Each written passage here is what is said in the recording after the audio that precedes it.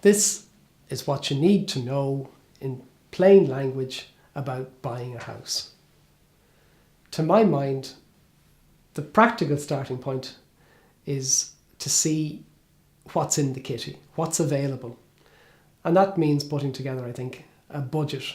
And as part of putting together a budget, you need to go to the banks and the brokers and see what can you borrow to help you buy the house that you want. There are always going to be restrictions and limits on the amount that you can borrow, but you need to sit down and do the exercise. And another part of the exercise, another part of putting together the budget, is looking at what are the costs going to be. And you need to start that exercise early as well.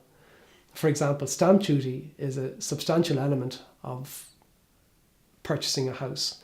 And currently it's 1% of the purchase price for houses costing less than €1 million, and 2% if it's over €1 million. The other benefit of going to the banks and brokers early is that you start putting together the paperwork early, because there is quite a lot required in terms of documents and paperwork and so forth. When you have a budget and you know what you're going to spend, you can then effectively start looking, and then it boils down to location, location, location. It's a great expression when it comes to property, because location often has such a big bearing on the price of a house. Location is important in terms of amenities that are available. When you do find the house that you want to buy, the first part of the process is that the estate agent will ask you for a booking deposit, which is fully refundable up to the point that you sign a legally binding contract. The other detail that the estate agent will want is the name and address of your solicitor.